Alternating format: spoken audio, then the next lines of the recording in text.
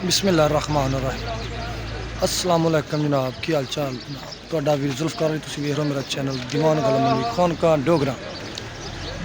तो जनाब अज तरीक 25 चौथा महीना 2024 तो अज जनाब वीडियो बना रहे हैं गल्ला मंडी खानका गंदम दी। ठीक हो गया, गंदम की तुहानूं विखा रहा जनाब आज सूरत हाल गंदम की हो रहा तो गंदम की केड़ी बरियाली हो रही है। ठीक हो गया, तो अल्लाह पाक खैर करे जनाब। दस रहे तो अज गंदम का की अरूज है तो गंदम की जवाल आया पाया। लो जनाब चेक करो माशाल्लाह दीवान गल्ला मंडी खानका डोगरा का व्यू है गंदम का हालात चेक करो जनाब। गल्ला मंडी खानका कणक के स्टाक का तो जनाब अज कल की निस्बत कल सी 24 तरीक, कल 24 तरीक जनाब 3200 के माल चींदा रहा मंडी के विचों। ठीक हो गया, अज आ गई जनाब 25 तरीक।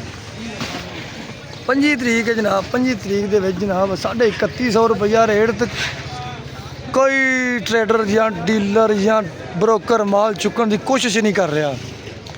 ठीक हो गया, लो जी अल्लाह कितने क्या गड्डी है माल लदन या लै रहा। चेक करो रिजैक्ट हो गई गड्डी।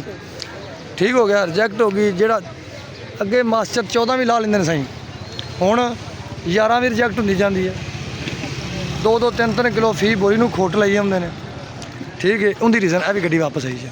ठीक हो गया, हाँ यह तो सब नज़र आ ही रही है माल लोड नहीं हो रहा, अनलोड हो रहा है। चेक करो, अल्लाह ज़ात पाक मेहरबानी करे, अल्लाह ज़ात पाक अपने हिफ्ज़ो ईमान में रखे। तो मुंजी सी भी कणक भी ले डूबी, हम तो डूबे हैं सनम, तुम्हें भी ले डूबेंगे। ये चेक करो माल, ये चेक करो माल नहीं जा रहा कहीं भी। प्रोग्राम तो बढ़ना इसे कहते हैं।